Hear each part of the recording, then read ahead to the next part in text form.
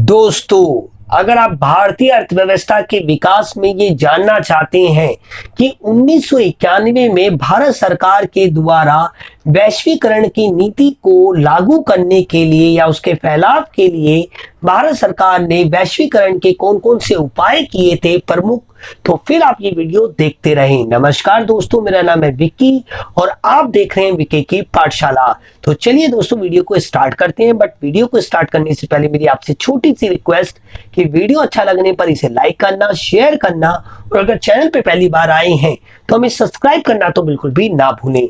तो चलिए, सबसे पहले मैं आपको दिखाता हूं कि इससे पहले के टॉपिक्स देखने के लिए आप प्ले लिस्ट में जा सकते हैं या फिर आई बटन और डिस्क्रिप्शन में मैंने दोनों जगह पे लिंक दे दिया है, आप वहां पे भी जाके देख सकते हैं। आप उन सारे पार्ट्स को देखने के बाद अगर आप इस वीडियो को देखेंगे, यकीन मानिए आपको बहुत ज्यादा समझ में आएगा और आपको कोई भी डाउट नहीं रहेगा। अगर कोई डाउट आएगा तो आप मुझे डिस्क्रिप्शन कमेंट में लिखना, मैं आपका जरूर आंसर दूंगा। तो देखिए, सबसे पहले मैंने पिछली वीडियो में आपको बताया था कि वैश्वीकरण क्या है। देखिए, थोड़ा सा बताना चाहूंगा कि वैश्वीकरण क्या होता है। वैश्वीकरण की एक ऐसी नीति है, वैश्वीकरण एक ऐसी नीति है जिसके अंतर्गत अंतरराष्ट्रीय व्यापार को बढ़ावा दिया जाता है। यानी जो छोटे मोटे देश हैं या जो दुनिया के जितने भी देश हैं, उनके बीच में आर्थिक निर्भरता को बढ़ाने की बात की जाती है, जिससे विकासशील और विकसित दोनों देशों की अर्थव्यवस्था आपस में मिलकर विश्व में आर्थिक विकास आए, जिससे सभी मानव जाति का कल्याण हो। यानी वैश्वीकरण एक ऐसी नीति है जिससे अंतरराष्ट्रीय व्यापार को क्या मिलता है, बढ़ावा मिलता है। क्योंकि 1990 तक दोस्तों भारत सरकार ने अंतरराष्ट्रीय व्यापार में बहुत प्रकार के प्रतिबंध लगा रखे थे, जो कि 1991 में नई आर्थिक नीति में उन सभी प्रतिबंधों को हटा लिया गया, जिससे अंतरराष्ट्रीय व्यापार बढ़े। तो अब मैं आपको बताता हूं कि 1991 में भारत सरकार के द्वारा जो उपाय किए गए वो 4 प्रमुख उपाय थे। किए तो बहुत सारे थे, बट यहां पे हम 4 प्रमुख उपायों की बात करेंगे जो कि मोस्ट इंपॉर्टेंट है। पहला है हमारा विदेशी पूंजी निवेश में वृद्धि, बहुत इंपॉर्टेंट है ये।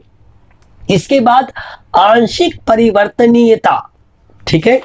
इसके बाद हमारा दीर्घकालीन व्यापार नीति और चौथा है हमारा प्रशुल्कों यानी टैरिफ में कमी।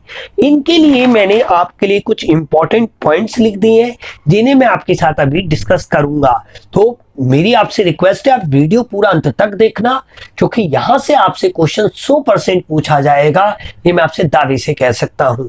और ये टॉपिक आपके लिए वैसे भी बहुत ज्यादा इंपॉर्टेंट है। चलिए, तो सबसे पहले वैश्वीकरण की नीति को लागू करने के लिए भारत सरकार ने जो सबसे पहला कदम उठाया वो ये उठाया कि जो विदेशी पूंजी थी उसके निवेश में वृद्धि कर दी। जैसे पॉइंट 1 को देखें कि विदेशी पूंजी निवेश की सीमा 40% से बढ़ाकर 100% कर दिया गया। अब यहाँ पे एक इंपॉर्टेंट वर्ड है साम्य, जिसे हम इंग्लिश में इक्विटी कहते हैं। इक्विटी आप जानते हैं कि भारत की जो शेयर मार्केट है, जो पूंजी बाजार का पार्ट होता है, जो हमारा है एक एनएससी और एक है बीएससी यानी नेशनल स्टॉक एक्सचेंज और एक है बॉम्बे स्टॉक एक्सचेंज। यहां पे पहले क्या था कि कोई अगर विदेशी कंपनी है तो वो केवल 40% तक ही विदेशी निवेश को करने का अलाउ था भारत सरकार के द्वारा। बट नई आर्थिक नीति के अंतर्गत भारत सरकार ने इस 40% से बढ़ाकर उसे 100% तक कर दिया, जो कि एक बहुत बड़ा मूव था, जिससे भारत सरकार को बहुत बड़ी मात्रा में विदेशी निवेश मिला। जैसी भारतीय अर्थव्यवस्था में विदेशी निवेश आया तो उससे क्या हुआ, उत्पादन बढ़ा। उत्पादन बढ़ने से आय बढ़ी, आय बढ़ने से व्यय बढ़ेगा और जब व्यय बढ़ेगा तो दोस्तों नेचुरल सी बात है, अगेन निवेश बढ़ेगा और रोजगार बढ़ेगा। तो इसलिए भारत सरकार ने क्या किया 1991 में कि जो समय सीमा थी 40% तक, इक्विटी शेयर्स में 40% तक ही था, उसे बढ़ा के 100% कर दिया गया। तो ये पहला भारत सरकार का एक पॉजिटिव मूव था, जो कि वैश्वीकरण यानी ग्लोबलाइजेशन की नीति को इंप्लीमेंट करने की दिशा में। दूसरा पॉइंट है उच्च प्राथमिकता वाले 47 यानी उच्च प्राथमिकता वाले 47 उद्योगों में विदेशी प्रत्यक्ष निवेश को बिना किसी प्रतिबंध और लाल पीताशाही के 100% अनुमति दे दी। पहले क्या होता था दोस्तों, 1990 से पहले की अगर हम चर्चा करें कि जो विदेशी निवेश था ना वो बहुत सीमित मात्रा में आता था। क्यों आता था, उसका रीजन था क्योंकि भारत में जो दबदबा था ना वो सरकारी उद्योगों का था और सरकारी कर्मचारियों का था। ब्यूरोक्रेसी, जिसे हम कहते हैं ब्यूरोक्रेसी, नौकरशाही का दबदबा था।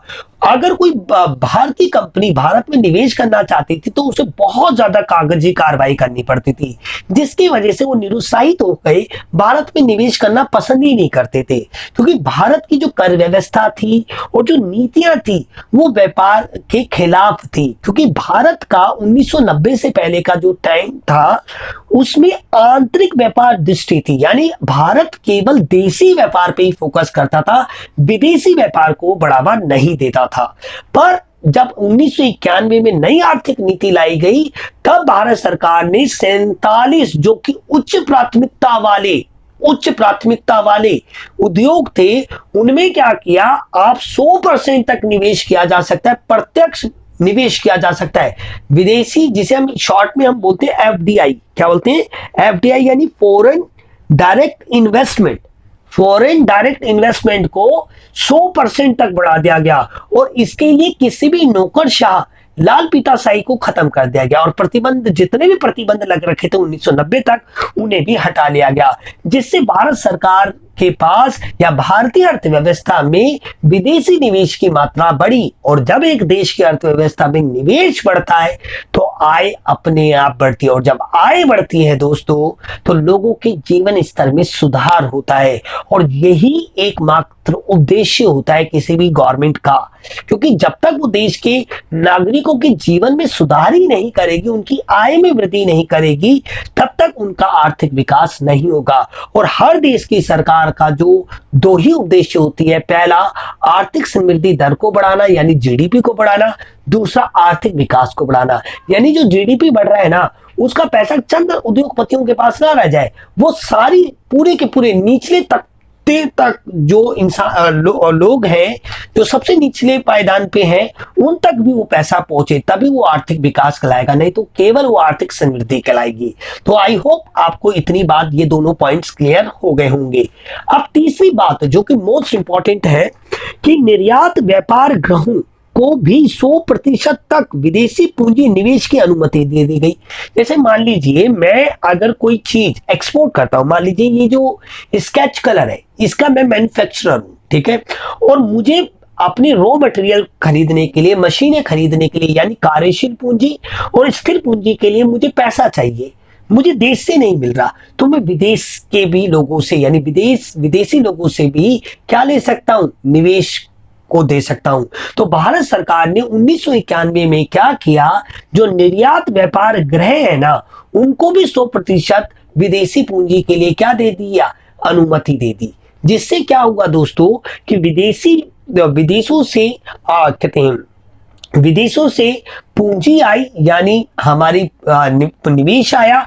निवेश आने से भारतीय उद्योगपतियों ने या भारतीय व्यापारियों ने मैन्युफैक्चरिंग करके क्या किया, एक्सपोर्ट कर दिया। एक्सपोर्ट करने से विदेशी मुद्रा आई, जिससे आर्थिक समृद्धि दर भी बढ़ी और साथ में दोस्तों आर्थिक विकास भी बढ़ा और निर्यात को भी प्रोत्साहन मिला।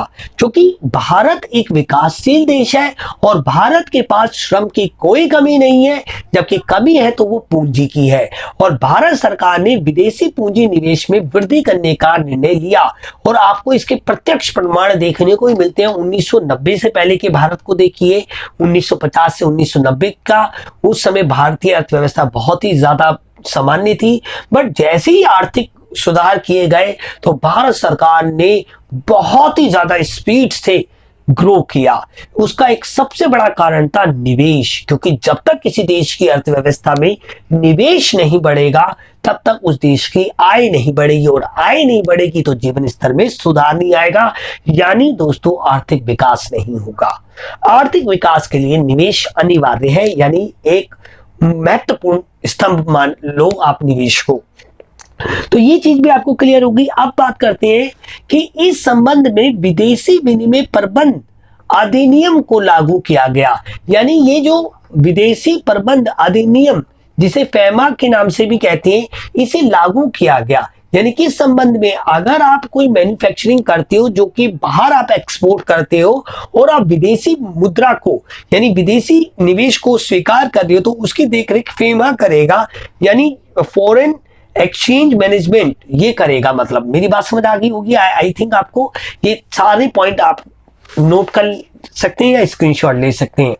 इसके बाद अतिरिक्त पुर्जों जो स्पेयर पार्ट्स कहलाते हैं, कच्चे माल तथा तकनीकी ज्ञान के आयात के मामले में इन विदेशी पूंजी निवेश वाली इकाइयों पर भी सामान्य नियम लागू होंगे।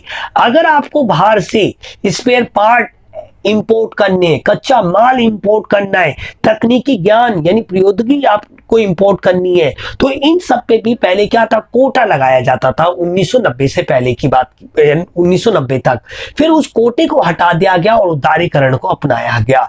यानी अब आप कुछ भी आयात कर सकते हो। पहले एक सीमा निर्धारित थी, अब उस सीमा को खत्म कर दिया गया और उसकी जो देख रेख करेगा वो फेमा करेगा। तो आई होप आपको ये पहला पॉइंट तो बिल्कुल अच्छी तरीके से क्लियर आ गया होगा। अब बात करते हैं आंशिक परिवर्तनीयता। आंशिक परिवर्तनीयता मतलब क्या होता है, इसको सबसे पहले आपको ये तभी समझ में आएगा जब आपको ये पता हो कि आंशिक परिवर्तनीयता आखिर होता क्या है। बहुत ही सिंपल, आंशिक परिवर्तनीयता से अभिप्राय है डॉलर अथवा पाउंड स्टेर्लिंग जैसी विदेशी करेंसी को विदेशी सौदों के लिए, मेन इंपॉर्टेंट, विदेशी सौदों के लिए बाजार कीमत पर खरीदना व बेचना। अगर आप कोई वस्तु का एक्सपोर्ट करना चाहते हो या कोई आप तकनीकी ज्ञान प्राप्त करना चाहते हो, और जैसे मान लीजिए मैं आपको एग्जांपल के थ्रू समझाता हूं। मान लीजिए मैं ये स्केच कलर अमेरिका से इंपोर्ट करना चाहता हूं। अब मुझे तो अमेरिकी सरकार को क्या करना पड़ेगा, डॉलर में पेमेंट करनी पड़ेगी। तो मैं क्या करूंगा, मैं वर्तमान कीमत पर विदेशी डॉलर यानी अमेरिकी डॉलर खरीद के उन्हें क्या कर सकता हूं, एक्सपोर्ट कर सकता हूं। जबकि 1990 तक ऐसा नहीं था, आप विदेशी मुद्रा को खरीद ही नहीं सकते थे। मेरी बात समझे, एक कोटा निर्धारित था, बट वो सारे प्रतिबंधों को क्या कर लिया गया, नई आर्थिक नीति में हटा लिया गया। और वो सौदे कौन से थे जिनके लिए हम विदेशी मुद्रा को खरीद व बेच सकते थे, जैसे कि पाउंड हो गया हमारा, और हमारा डॉलर हो गया, हमारे दिनार हो गए। इस तरीके की जो विदेशी करेंसी है उनको हम खरीद सकते थे विदेशी सौदों के लिए। और वो सौदे कौन कौन से थे, वो थे ये 3 सौदे। आपसे पूछा जा सकता है कि वस्तु तथा सेवाओं के आयात और निर्यात के लिए, अगर आपको कोई वस्तु निर्यात करनी है या आयात करनी है, तो आप विदेशी करेंसी यानी भारतीय रुपयों को विदेशी करेंसी में बदल सकते हो। इसी का मतलब है आंशिक परिवर्तनशीलता। क्लियर है। दूसरा, ब्याज, निवेश पर ब्याज या लाभांश का भुगतान करने के लिए, अगर आपने कहीं निवेश कर रखा है तो आप, जैसे कि भाई मान लीजिए मैं कोई मैन्युफैक्चरर हूं और मैंने विदेशी करेंसी को अपना लिया, निवेश प्राप्त कर लिया, अब मुझे उनका ब्याज भी तो देना पड़ेगा, तो मैं उन्हीं की करेंसी में दूंगा, तो मैं भारतीय रुपयों को उनमें बदल के उन्हें दे सकता हूं। क्लियर है। तो ये आई थिंक आपको समझ में आई होगी। परिवार के खर्चे के लिए भेजी हुई रकम के लिए, अब मान लीजिए मेरा लड़का है, अमेरिका में रहता है, उसने मुझे डॉलर भेजे। अब वो डॉलर मेरे किस काम के, क्योंकि भारत में तो क्या है, भारत में तो वो चलते नहीं है। तो मैं जाऊंगा बैंक के पास और मैं बता दूंगा कि भाई मेरे लड़के ने हमारे घर के मंथली खर्चे के लिए पैसे भेजे हैं, आप इसे भारतीय रुपयों में बदल दो। तो हम विदेशी मुद्रा को खरीद भी सकते थे, विदेशी मुद्रा को बेच भी सकते थे, और वो किस लिए, विदेशी आर्थिक सौदों में, विदेशी सौदों के लिए। तो आई होप आपको ये पॉइंट भी क्लियर हो गया होगा। इसके माध्यम से भारत सरकार ने क्या किया, भारत सरकार ने विदेशी व्यापार को बढ़ावा मिला। पहले बहुत प्रकार के विदेशी मुद्रा के खरीदने बेचने पर बहुत प्रकार के प्रतिबंध थे। क्लियर है। बट उन सभी प्रतिबंधों को हटाना ही तो नई आर्थिक नीति है मेरे दोस्तों। अब बात करते हैं तीसरे पॉइंट की, दीर्घकालीन व्यापार नीति। दीर्घकालीन व्यापार, दीर्घकाल का मतलब होता है लंबे समय के लिए, यानी लगभग 5 साल के समय को हम दीर्घकाल कह सकते हैं। दीर्घकालीन व्यापार नीति विदेशी व्यापार नीति को दीर्घ अवधि अर्थात 5 वर्षों के लिए लागू किया गया था। कितने सालों के लिए लागू किया गया था? 5 वर्षों के लिए। विदेशी व्यापार पर लगे सभी प्रकार के नियंत्रण व प्रतिबंध हटा दिए गए थे। अब दोस्तों एलपीजी की नीति के अंतर्गत अब जो विदेशी व्यापार करना क्या हो गया था, बहुत आसान हो गया था, क्योंकि 5 साल के लिए सरकार ने लागू किया था और जितने भी प्रकार के प्रतिबंध थे कि आप ये एक्सपोर्ट कर सकते हैं, ये नहीं कर सकते, ये इंपोर्ट कर सकते हैं, ये नहीं कर सकते, बहुत तरीके के कोटे लगा रखे थे, तो उन सभी को खत्म कर दिया गया ताकि भारत सरकार अंतरराष्ट्रीय स्तर पर भी मतलब कंपटीशन फाइट कर सके और भारत की जो वस्तुएं जो बनाई जा रही है उनकी गुणवत्ता बढ़े और अंतरराष्ट्रीय बाजार में वो टिक सके। क्लियर है? क्योंकि अगर आप सोच रहे होंगे कि एलपीजी नीति नहीं अपनाई जाती तो आज ज्यादा अच्छा होता, नहीं दोस्तों, कभी ना कभी तो हमें विदेशी व्यापार को बढ़ाना ही था। तो हमने 1950 से लेकर 1990 तक तो हमने देसी व्यापार पे फोकस किया और 1991 की नई आर्थिक नीति के अंतर्गत हमने विदेशी व्यापार पे फिर फोकस कर लिया, जिसका रिजल्ट आपको 2014 तक देखने को मिला कि भारत की जो अर्थव्यवस्था थी वो 8% की ग्रोथ से बढ़ रही थी। बट सडनली क्या हुआ आपको पता है 2014 के बाद क्या हुआ है। तो देखिए आपको ये चीज भी क्लियर हो गई होगी। अब बात करते हैं प्रशुल्कों के बारे में। प्रशुल्क क्या होते हैं, टैरिफ क्या होते हैं? देखिए दोस्तों, जब एक सीमा से दूसरी सीमा यानी एक देश से दूसरी देश वस्तुएं जाती हैं और वस्तुएं या टेक्नोलॉजी कुछ भी आदान प्रदान होता है तो हर देश निर्यात कर या आयात कर लगाता है, जिससे क्या होता है विदेशी व्यापार में क्या आती है, बाधा आती है। तो उस बाधा को रोकने के लिए क्या किया भारत सरकार ने, उन करों को, उन प्रशुल्कों को क्या कर दिया, धीरे धीरे कम कर दिया, जिससे विदेशी व्यापार में हम ज्यादा निर्यात करें, आयात भी करें, निर्यात ही नहीं आयात भी करें। क्योंकि दोस्तों हम केवल निर्यात पे फोकस करेंगे तो आयात कौन करेगा? और देखिए जो बहुराष्ट्रीय, जो विभिन्न देशों के बीच में होता है, अगर आप किसी से निर्यात करना चाहोगे तो उससे कुछ ना कुछ तो आपको आयात भी करना पड़ेगा, ये बात समझिए। तो भारतीय अर्थव्यवस्था को अंतरराष्ट्रीय स्तर पर लाभान्वित करने के लिए आयात तथा निर्यात पर तटकर और सीमा शुल्कों को घटाया गया, जिससे विदेशी व्यापार बढ़े, जिससे व्यापार बढ़े, पूंजी का आदान प्रदान हो, श्रम का आदान प्रदान हो विभिन्न देशों के बीच में, भारत में। और भारत को बहुत जरूरत थी, क्योंकि 1990 तक भारत किसके दम पे आर्थिक विकास की सोच रहा था, निजी उद्योग सार्वजनिक उद्योगों के। बट भ्रष्टाचार के कारण सार्वजनिक उद्योगों भारत के लिए आर्थिक संकट बन गए थे दोस्तों। अब ये WTO क्या है, वर्ल्ड ट्रेड ऑर्गेनाइजेशन, जो कि मोस्ट इंपॉर्टेंट है दोस्तों। ये जो प्रशुल्क, कौन से देश में कितना प्रशुल्क होगा, कितना टैरिफ होगा, ये निर्धारित करता है WTO। और WTO का एक मात्र उद्देश्य है कि पूरे विश्व की जो अर्थव्यवस्था है ना, उसे आर्थिक एकीकरण में बांध देना। यानी अब कोई भी व्यापार, कोई भी कंट्री किसी भी देश के साथ व्यापार कर सके, और व्यापार वो तब करेगी जब बहुत प्रकार के जो कर हैं वो कम हो जाए या तो पूरी तरीके से हट जाए। तो ये जो WTO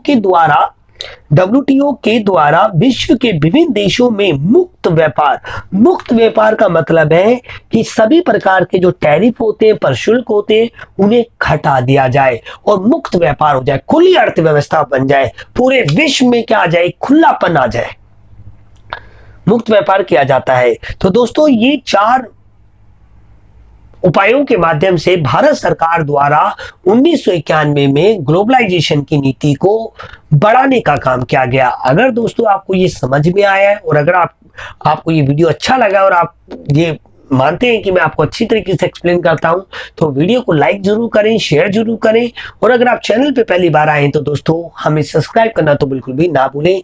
मिलते हैं अगली वीडियो में। जय हिंद, जय भारत।